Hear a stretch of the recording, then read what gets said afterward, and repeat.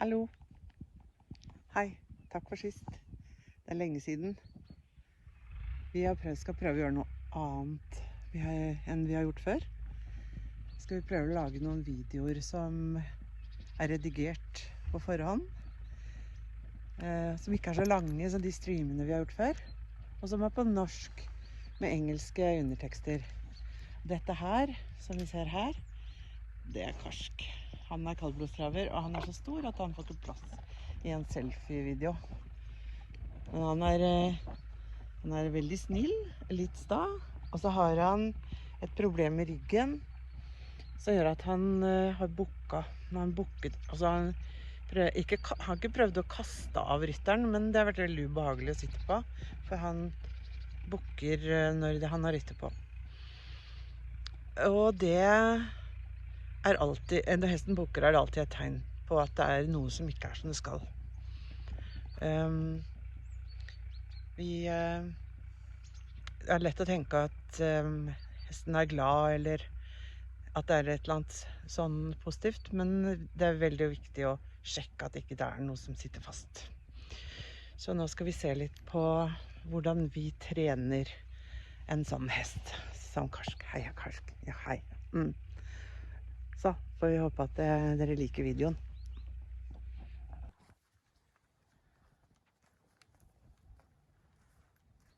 Karsk, skal vi trave?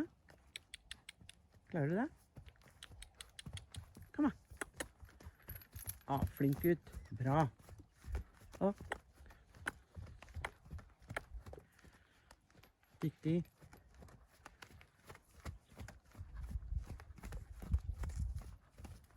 Flink ut. Bra. Riktig. Her har vi Karsk. Hei, Karsk. Nei, vi vil ikke ha noe. Asj. Karsk har litt trøbbel i ryggen. Skal vi se her. Grunnen til at han alltid driver og bukka med folk. Kan dere se at det en ujevnhet her midt på her omtrent? Hvis vi tar det opp mot... Nei, det går ikke an å se. Du ser... Det et søkk her, som ikke skal være der. Det en kul opp her, som ikke skal være der. Og her kommer overgangen til krysset. Så kommer krysset ned til halen. Skal vi gå litt lenger bort og se. Det her de som kan kalles karperygg. Og det kan selvfølgelig en behandler hjelpe til med, men det også sånn at vi kan trene så det blir bedre.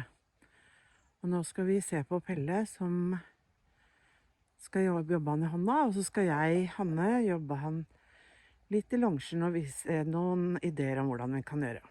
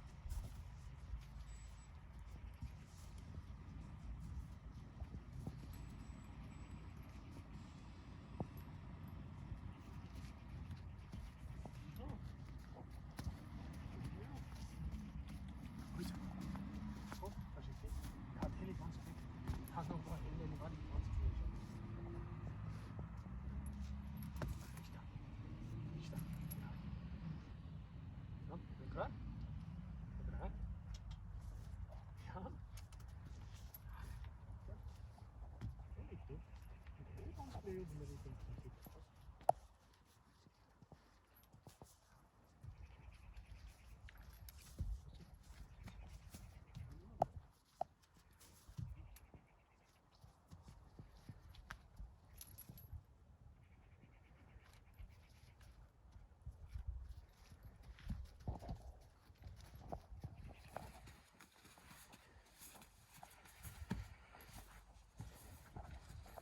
Ja. Skal vi ta det litt? Ok. Ja.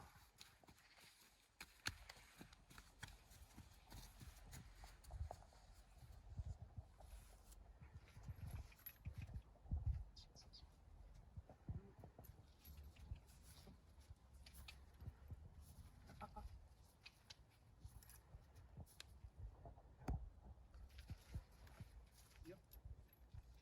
Og så. Jaså. Nei. Det er feil vei. Rygge på rygga. Det er feil vei. Nei, den er dum, ja. Ja. Ja, den foten der. Den, ja. Ja, oi, du er flink. Oi, du er flink.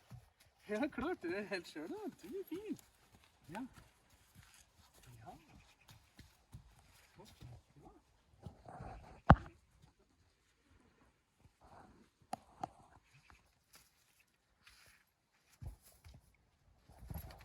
Oi, da. Oi, da. Ja. Ja. Ja. Flink. Så. Tilbake. Ja.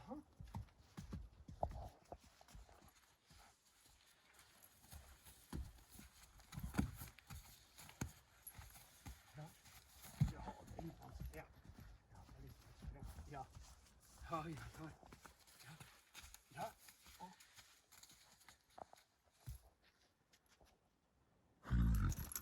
Oi. Ja, det er dumme føtter hele tiden. Good boy. Good boy. Ja.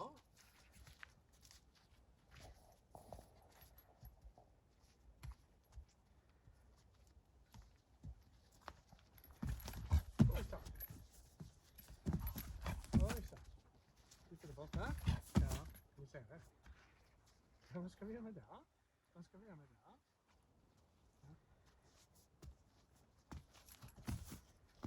Ja. Ja. Kom. Ja. Flink, kom.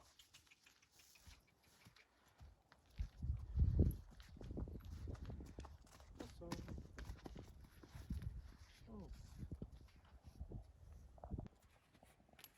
Sånn, og nå skal vi longere, og så skal vi se hvordan han beveger seg når ikke vi gjør noen ting. Og hvis vi kan se på lenderyggen hans, så kan dere kanskje se at musklene beveger seg oppå der. Det sier fluff i musklene. Det vil si at han har aktive muskler som prøver å jobbe oppå der hvor han ser litt rar ut. Der hvor ryggraden liksom ikke ser ut som den henger sammen som den skal. Det betyr ikke at alt det som er feil der er borte, men det betyr at han jobber riktigere, sånn at han ikke jobber seg inn i feil mønster og feil holdning som forsterker problemet. Så selv om man bruker en behandler, så må man huske på å trene riktig, sånn at ikke hesten bare går tilbake igjen i det feilaktige mønstret sitt. Så skal vi se om han vil trave nå. Karsk, vil du trave? Kom igjen, du klarer. Trave. Og nå må vi være litt sånn snille med han, fordi at vi må prøve at han ikke bare kaster seg ut i det travet som han gjorde før, men at han klarer å finne det mønstret som er riktig i forhold til det han har lært nå i kroppen sin, ved å sparke fra med bakbeina på en annen måte. Da må vi oppmuntre og ikke tvinge. Karsk, trave.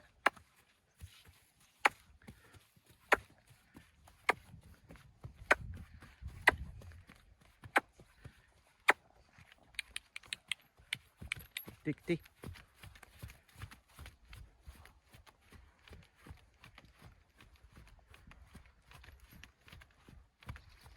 Skal vi se om han slapper av. Er det tungt? Ja. Det er tungt. Det er litt tungt å gjøre dette her når den gjør det på en ny måte. Det er viktig at vi ikke ber han om å gjøre det mer enn han orker. Og da kan det tenkes at vi lett tenker at han er jo lat, han gidder ikke når man kommer hjem liksom. Men nei, det må vi ikke. Når det er snakk om å lære et nytt bevegelsesmønster, så må vi respektere at det noen ganger er litt vanskelig. Og at de nye musklene, som kanskje ikke har jobbet så mye før, de blir veldig fort slitne. Så derfor skal vi bare prøve en gang til, og så skal vi gi oss. Karsk, vil du trave? Trave! Så skal jeg smatte akkurat i det han sparker frem innvendig bakbeinet.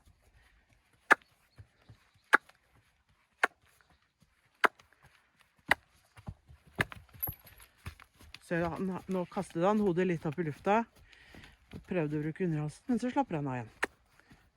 Bra. Og så en gang til. Du var litt lat. Kom igjen da.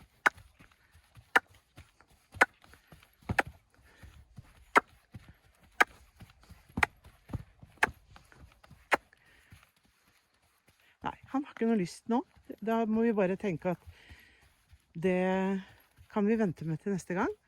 Så skal han få lov å bare gå og skritte, og fra nå sparker han ganske bra fra med bakbeina.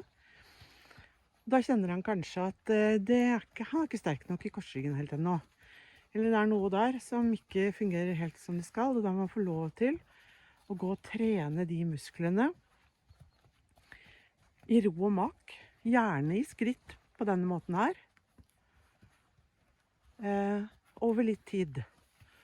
Og gjerne ha en dags pause mellom hver gang han trener. Fordi da får musklene tid til å bygges opp igjen. Og det er noe av det vanskeligste som finnes, det er å bygge opp muskler som ikke har vært aktive. Muskler som bare har vært harde og stive, for eksempel. Og få dem til å begynne å jobbe. Det er kjempeviktig, vanskelig. Og her kan vi se, skal jeg prøve å vise det igjen. Du ser at han går nå. Kan du se at musklene i ledderyggen jobber. Og det, muskler som jobber, de blir sterkere. Og hvis vi ber han om å trave, så kan det hende at han må gå tilbake til sitt gamle mønster, hvor han er stiv i de musklene, bare holder dem harde.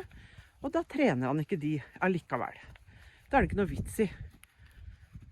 Så det er mye bedre å ta det veldig rolig etter at vi har vist ham hvor lurt det er å ta vekt på bakbeina og sette de.